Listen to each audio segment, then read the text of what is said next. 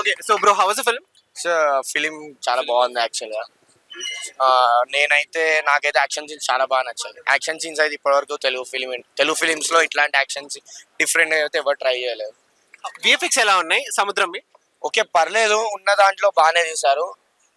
Could be better, కొంచెం బాగా తీయొచ్చు యాక్చువల్ గా. అంటే మళ్ళీ ఆది పురుష్ లెక్క అయిందంటారా విఎఫ్ఎక్స్? అంటే కొన్ని సీన్స్ లో లాంగ్ షాట్స్ లో తెలిసిపోతుంది విఎఫ్ఎక్స్ అని. పర్లేదు, okay manageable. Okay NTR sir dance ఎలా ఉంటాయి?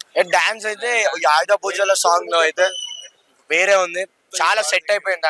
యాక్చువల్ కొరియోగ్రఫీ కూడా ఎవరు చేస్తారో తెలియదు, బాగా చేస్తారు. డిఫరెంట్ ఉంది. జాహ్నవి కపూర్ మ్యామ్ జోడీ ఎలా ఉంది? ఇది అయిపోయి వచ్చేసి చాలా తక్కువ స్క్రీన్ టైం ఉంది, కానీ ఉన్న దాంట్లో అయితే చాలా బాగానే చేస్తుంది. పర్లేదు. ఓకే సో ఫిల్మ్ మొత్తంలో కొరటాల శివ గారిని ముందు సినిమాలో డిస్టర్బ్ చేసినట్టు ఏమైనా అనిపించిందా? నాకైతే కొరటాల మార్క్ కనిపించలేదు.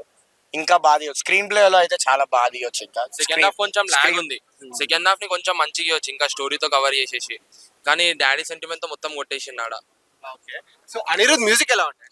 అన్ని రోజు అయితే చించేసింది. ఇప్పటి వరకు అయితే నాకు తెలిసి అనిరుద్ ఏ సినిమాకి ఇంత బాగా ఇచ్చినట్టయితే నేను హాలీవుడ్ రేంజ్ ఆర్ఆర్ ఇచ్చిండు. ప్రతి బిట్ కి ఒక్కొక్క డిఫరెంట్ మ్యూజిక్ కొట్టాయి.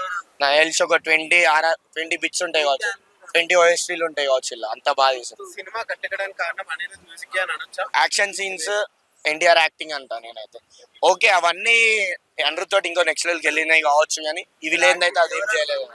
సో మెయిన్ అయితే NTR one man show. Overall collections ఎంత వరకు పోతుండొచ్చు? నేనైతే ఒక 500 వరకు ఎక్స్పెక్ట్ చేస్తాను. 500 crore వరకు పోతాడు. 2000 కోట్లు.